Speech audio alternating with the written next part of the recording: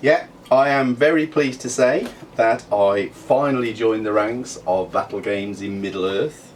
The right deal came up over the weekend,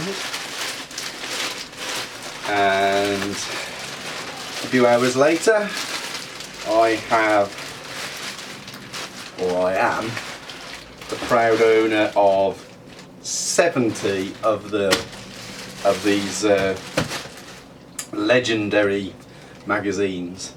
So I shall be very much enjoying my time working my way through these, and I dare say some of you will see the fruits of the labour from these. And me and the girlfriend are very much looking forward to playing some of the games that are in here as well.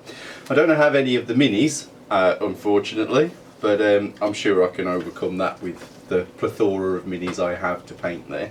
So yeah, I'm there, finally. Done it. Anyway, moving on to work I've actually done this week. So you may have seen my Kurnoth Hunters painting video now, and one of the things you may have picked up on is one of the arrows didn't look like your normal Kurnoth Hunter arrow. And that's because the miniature actually took a bit of damage whilst it hung around for a very long time waiting to be painted. And so I had to replace the bow arm with the bow, but I didn't have another Kurnoth Hunter arrow. So I found this old, I think it was a skeleton's spear in my bits box, and with a bit of trimming, taking that arm off and whatever, I managed to fashion this sort of heavy arrow, and it's bigger and out of scale to the other arrows that you see the Kurnoth Hunters hold. But I have to say, I think it worked out pretty well. The only thing I would say is that here I'm putting the using cardstock to fit the sort of the feathers, and it was only later when I came to paint all of those leaves that I realised the actual arrow feathers weren't feathers, they were leaves as well. So if I did this again, I would have probably do that with green stuff and formed the leaves. But I was happy with it, and it painted up perfectly well. So yeah, if you haven't checked out that video, go and have a look. It was a good video, and it was the first of my painting videos.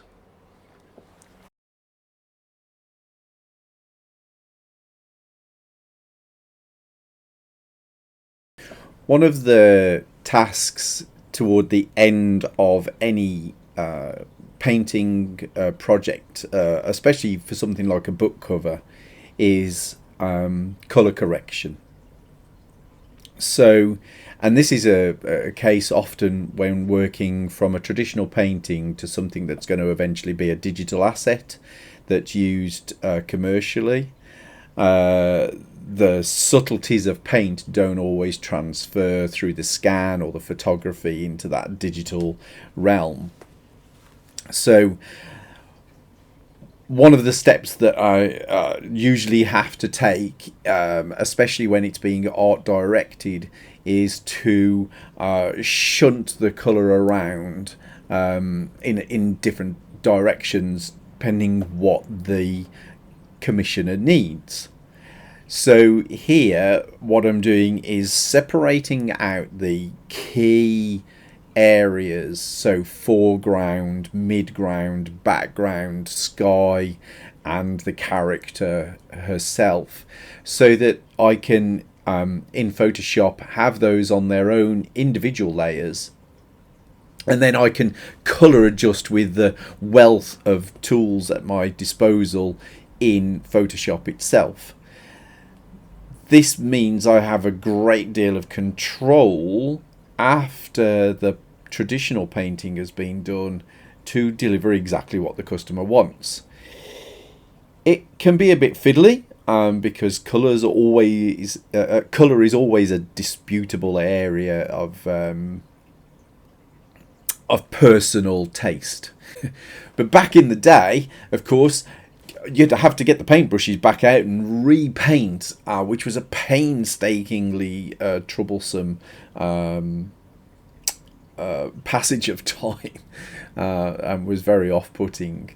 But nowadays, of course, we can make these changes. It's still quite a lot of work. I mean, there's a good day's worth of work here in colour correction, but the ease with which you can make these changes, if you have any kind of photo manipulation tool that can work with layers and colour adjustments, is just fantastic. And it's part of my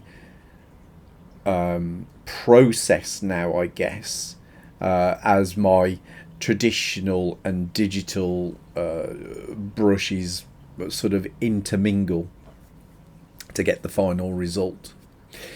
But anyway, this cover is successfully signed off now. I am on my next cover, and this one has been a great pleasure. Hopefully the book will be out in a few weeks, and I will be doing a little highlight video as well, which just covers the process, what I have of it from beginning to end as well. So watch out for that. Okay. So, right now I am working on my upcoming spider den terrain. So my players are, as you've probably heard me say over the last couple of sessions, they're working their way through the Sunless Citadel, which is a pretty low level adventure. Been around for decades, way back, all at the beginning of D&D, so it's a classic adventure, and it's definitely a great deal of fun. Now, in fairness, I know for some people, Sunless Citadel is probably a night's play, maybe a couple of 3 sessions, but we've been in this now for about 12 sessions. So in that time, of course, my guys have actually managed to build their characters up quite a bit, and our story's developed a lot as well over the period of time. So we've got Belak, who's the adversary, that the big boss at the end of the original module, and he is still the big boss at the end of the module. However, in our story, through various twists and turns that have come about through gameplay, not pre-planned, Belak has turned out to be quite a powerful drow arachnomancer, looking to secure a place on the Council of Spiders. But there is a prelude to that. There's a transition from the Citadel architecture itself into the subterranean cave-like section, and so I have been building a video which is my modular cave system, which you'll see soon as well. But I wanted to just build a kind of encounter specific bit of terrain, which is what you can see here, for this transition point.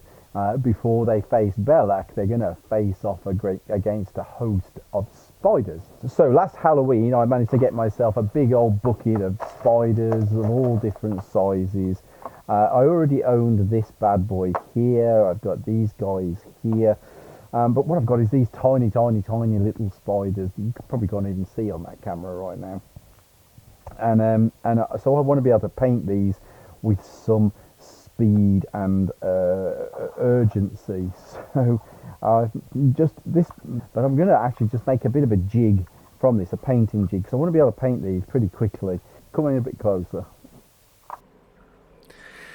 So anyway, apologies for the sound back there, but we're on to new sound now. So here is the array of spiders I got from the Halloween shop, which we're lucky enough to get these days. And we were lucky enough to be out of lockdown when it was open as well. So brilliant. Anyway, so this is my little painting jig. I'm going to attach all of those smaller spiders to. I've made 2 of these, so I've got plenty of spiders I can paint in quick succession. And that's basically just a cocktail stick that's been cut down or cut in half and then poked into the card itself. And there I've got all of my stands. Then it's just a quick dab of hot melt glue to the top of each of the cocktail sticks to stick the spiders to, and then a very quick blast with a white undercoat, which will allow me to then just use ink washes that will settle into the recesses and bring out the detail relatively quickly.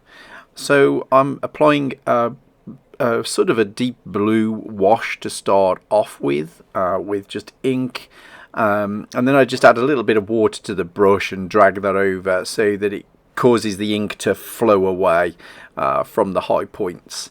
I go over this once it's dry a second time with a slightly more purplish ink, although it didn't really make that much of a difference. And then honestly just play with a few little details, and I did most of this without really giving much chance for it to dry. The movement of paint on the surface in the wet ink just added a little bit of unexpected detailing, which I didn't have to think about. These are such tiny little things that that any little bit of paint is going to add detail, really, so didn't have to worry about it too much. But it'll be good fun once they're scattered upon the terrain that I'm building for this, and you'll see that obviously in a later video. But for now, here you go. This is the end of the spiders.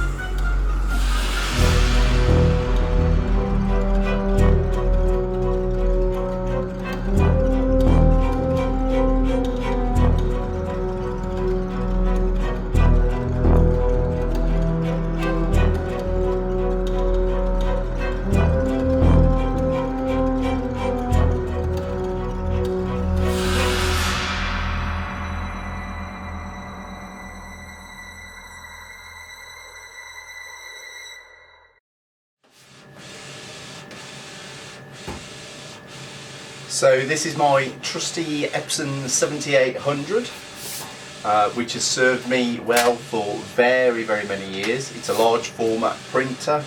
I can print onto canvas, watercolour paper, normal paper, and even thin card as well. So it's a real workhorse for me. It does a lot for me. So right now I'm just printing out the sketch that you saw in the last Monday montage for the next book cover I'm working on. So I can print that sketch out at size. I'll show you that in just a moment. And then I can draw over the top of this, making sure that I keep that connection with the original sort of spontaneity of the sketch itself. Sometimes if you just redraw something, you will lose the original spark. So this is just a method of being able to hold on to some of that. And there we go, that's that printed. So this is the piece. You won't be able to see the drawing probably yet on there, but we'll stick it over on the drawing board and show you me doing some drawing. Sorry guys, as it turns out, you're not going to see me drawing on that just yet. I had a contact made from a local art society who in the past I have historically delivered demos of paintings in watercolour, acrylic, but they actually got in touch with me and asked if I would do a short notice online demonstration using colour pencil, which is one of the other mediums I also teach and demonstrate. So they asked for a piece of fantasy, so I thought, well, this is an ideal opportunity to draw up a dragon and do some work in colour pencil on a dragon sketch.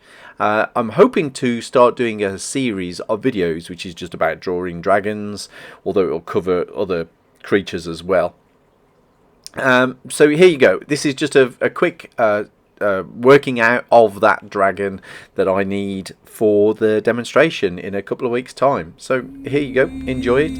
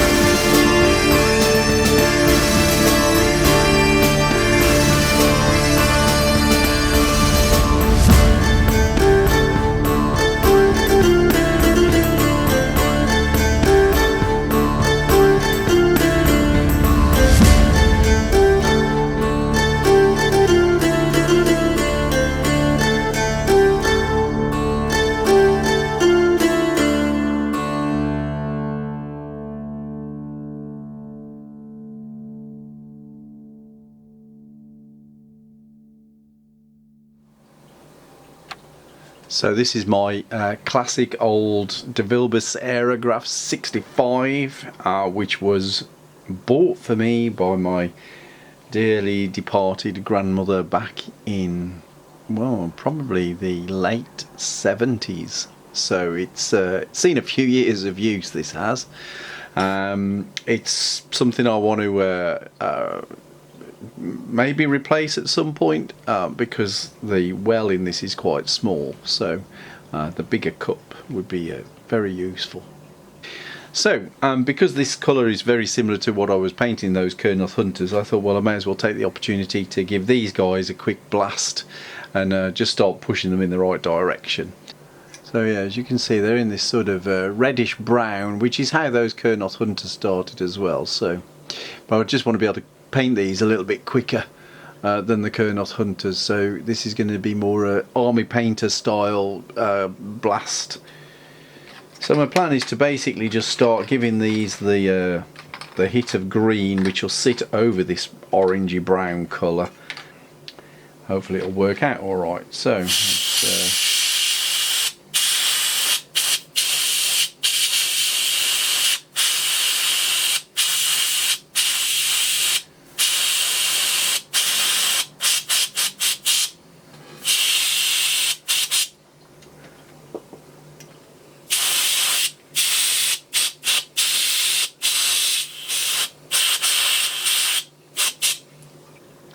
Yep, so that's pushing it in the right direction now, nice and quick,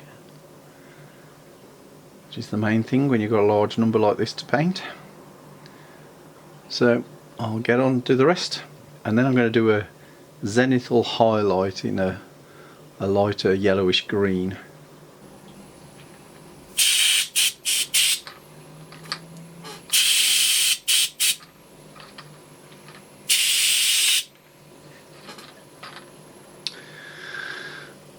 And there we go, a quick zenithal highlight with the that really vibrant green ink that I used on the Kurnoth Hunters. I guess the next step will be going in with maybe a black wash or a very dark green wash, and then going in with a brush to pick out some details. So hopefully you'll see that pretty soon. There we go.